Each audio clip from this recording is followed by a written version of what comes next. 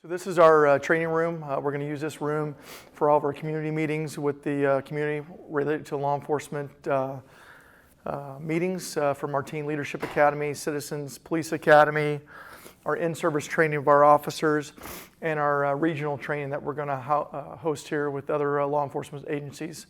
Seats 48 students and state-of-the-art technology in this room for great training that we're going to provide.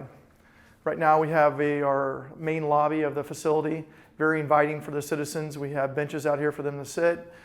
We have a nice greeting window here for the citizens to come meet with our Bureau of Records and Archives employees and be able to get serviced right here at the window.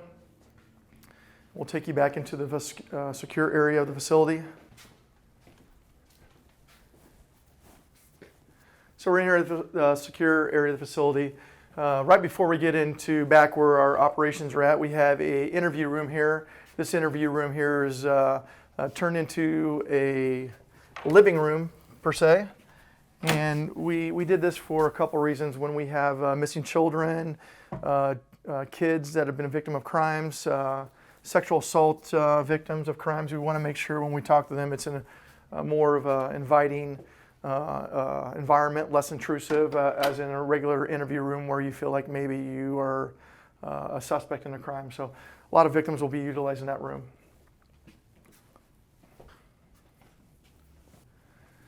General area for everyone to congregate for their department forms and receive information from in here.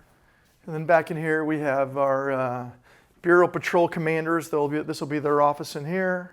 They'll be able to directly interact with our patrol officers in our report writing room right here. So we'll have a nice report writing room right here that has easy accessibility to interview rooms and our roll call room here. This is something the department didn't have before, is the amount of interview rooms that we have. We have 5 total interview rooms in the entire facility. We now have a true roll call conference room where officers receive their briefings at the beginning of each shift from their supervisor. They'll get their plan of action for the patrol day, and they'll be able to be briefed on the prior 12 hours of what has occurred in the city. So this will be utilized quite frequently by our patrol staff, and it's better than what we had at our old facility. Our old facility, we had to use our roll call room as a break room, roll call room, and a room that we would have to package evidence in. So now we no longer have that. We have the proper rooms for the proper setting for our officers to conduct business. And then down our hallway we'll have our armory storage room for all of our weapons and ammunition. They'll be down this room to the right, and then we have a room there where we'll be able to service and clean our weapons to make them operational. So right now we're going to go into our processing area. This is a secure facility for when we bring individuals who have been taken into custody. We can bring them in here. They'll be able to be processed in here, fingerprinted, photographed. We'll be able to process all their paperwork in here prior to them going to the county jail if need be, or if we're going to release individuals here that have been taken into custody, such as juveniles for a juvenile offense. We'll be able to process them all in here. We have an interview room in here as well.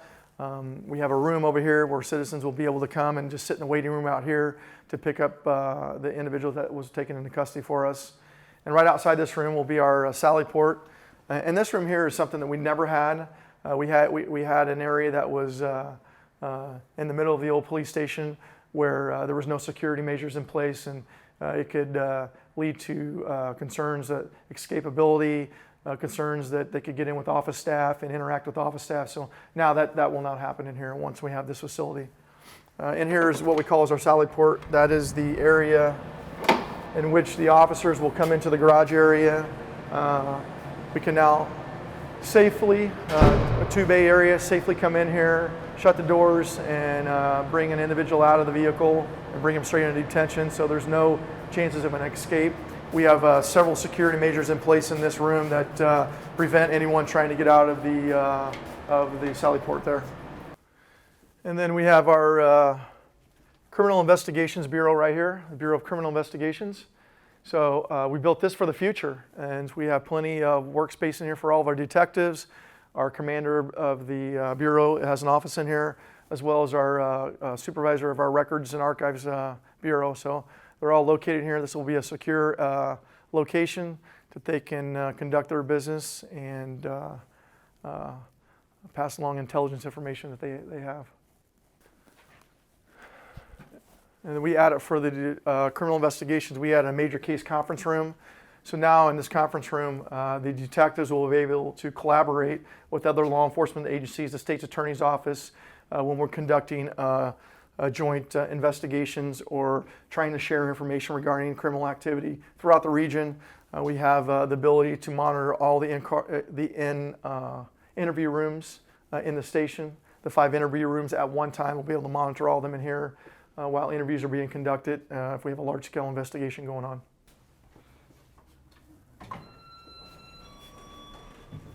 Going down. What we have right here is our Bureau of Communications. We operate our own 911 center. We dispatch for law enforcement, fire, and EMS. This will be an office space that we'll get to. We'll come around for our communications manager, but we'll enter the secure facility. We have a scenario training room that will be operational. So when we hire new employees, they can come in here. There'll be our communication center will be also in here as well. They'll be able to train in here, new employees, and also in-service training, continuing education training in here as well with our dispatchers. Provided them a break room. Our dispatch center obviously is a 24/7, so they have to have some type of work space and break space that's very close to their center because they're not allowed to leave the building when they're on duty.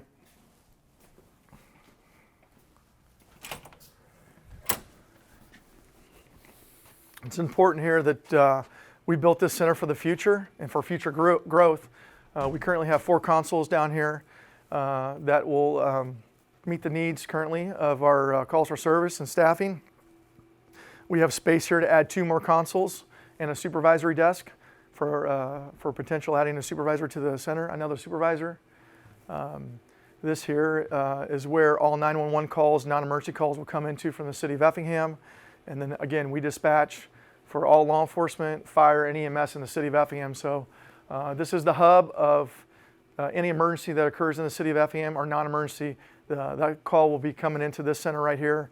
And then our men and women will be dispatching the appropriate services out to the community. So we really thought about this area quite long, and we wanted to ensure that we built it for the future for potential growth in the event that we start collaborating with other agencies and taking on more services. And so we built it to grow and collaborate with other communities and other counties.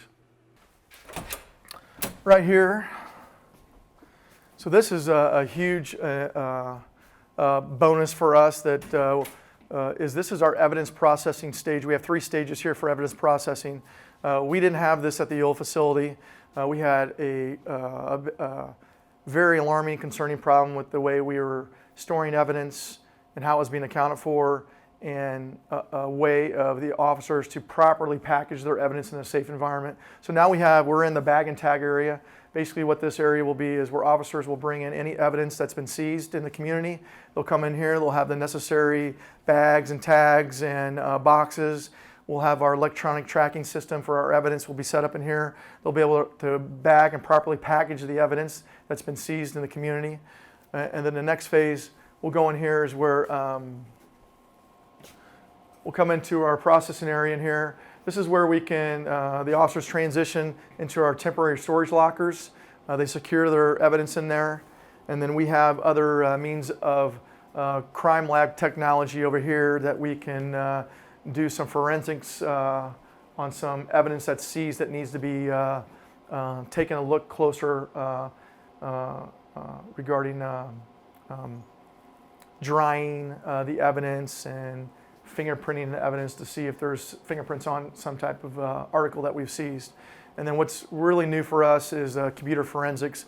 We currently have staff on hand that we do forensic investigations on electronic devices, and that will be housed our employee that works out of there, does all our computer forensics, or also does our IT for the department. This facility is has a lot of technology in it, and with regards to just forensic investigations to running the security system for our facility, our department's in-car camera system, and our CAD dispatching system, and a number of different systems. So that employee will work out of here and kind of run the entire technology of the department through that office. And then back in here is something that's really important that we like to get out is how we store evidence. Again, we talked about the previous station. We'll walk in here, previous station, how we stored it. We ran out of space many years ago. We really truly didn't have a secure facility where the right persons could get in and out of there. And we had it in many different rooms at the old facility. Now we have one single room that we can store all our stuff in, and we have many cabinets in here. What's important though is our sensitive security lockers that are within this secure facility. We took it a step further to meet accreditation purposes. We have a security locker here that will house all cash and high dollar valuable items.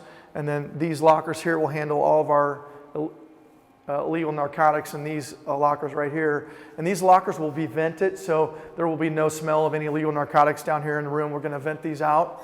We're still in the process of getting that part of the construction done. And then down here, these lockers down here, these are our sensitive lockers for all of our firearms that we seize in the community. So we took it a step further, again, to meet accreditation purposes and security purposes. Is not only bringing those items into here, this secure facility, we made it one more step and secured it one more step further. We have enough room to expand down here with additional shelving and meeting all code regulations. We have a storage locker over there for any flammable material that we have to seize in the community. So we'll have that over there stored in the flammable locker storage area over there. But we now have electronic tracking of all of our evidence. It's done via computer and scan bar system, so we know exactly where every piece of evidence is at, when it was seized, and the movement of that evidence at all times. So again, take us to the next step in taking our department to accreditation status.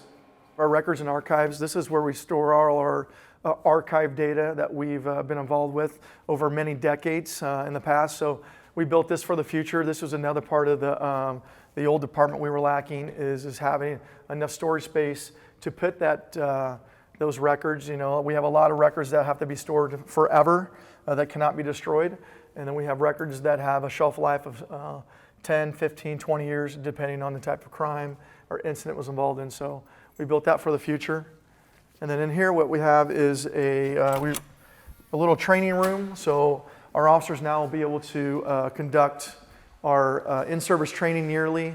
We'll be able to get in here, and this is where we practice our handcuffing techniques, our taser deployments and training, and our hands-on defensive tactic techniques. So where we can fine-tune those skills to keep our officers and our citizens safe in the community when we have to engage individuals in a physical matter. So we'll be able to have this all in-house done here.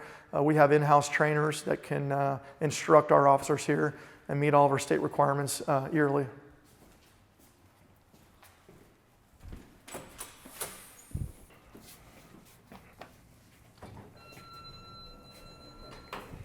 Going up. So as you get off the elevator on the second floor, you enter to the chief's office, their lobby area. This will be the lobby for visitors wanting to meet with the deputy chief, the community policing officer, or myself. We'll come up here and we'll come into our wing here, and we'll have some interesting talks. But right here is a men's locker room. We had a very small locker room at the old police department, but was not meeting the needs, the staffing needs of our department. The lockers were inadequate for the officers to properly bring in their equipment and either change and get ready for duty or prepare to go home from work. So what we did is we wanted to make sure that our officers had the proper storage space for their personal items and for their duty equipment that they could store here at this facility, and make sure they had extra items at work in case they had to change out due to getting dirty or tearing a uniform up or something like that. But a full bathroom with showers included in here, and each locker has electricity in the locker for the officers to charge up their flashlights and their police portable radio. We have places where they can air out their body armor to keep the body armor, the life of the body armor up to speed and the smell away from them, of course, in the hot summer months. But yeah, we really wanted to go all out in this locker room for our officers because they do a very good job in the community. They work really hard. We wanted to make sure that they had a space where they know they could come at work to make sure they're taking care of themselves and their uniforms. So here again, Chief's lobby area. We're going to enter in the Chief's wing here. We have offices in here for, again, the Deputy Chief of Police and our Community Policing Officer. The Community Policing Officer works directly for the Chief's office, and that officer engages the citizen, runs all of our special events throughout the community, law enforcement related, and handles any special things going on in the community where it's time consuming for our patrol officers. We take that away from the patrol officers and allow the community policing officer to dive into those particular issues and handle those. We have a conference room here. Our conference room here will be utilized on a weekly basis for all of our weekly executive command staff meetings, monthly command staff meetings, and then the meetings with the business community when it's a law enforcement related issue. We'll bring them in here to have a conversation with them. Down the hallway is the Chief's office, and we have a Chief's office in here. And then as well as we have different administrative file closets in here to where we can keep all our administrative files of the department secure.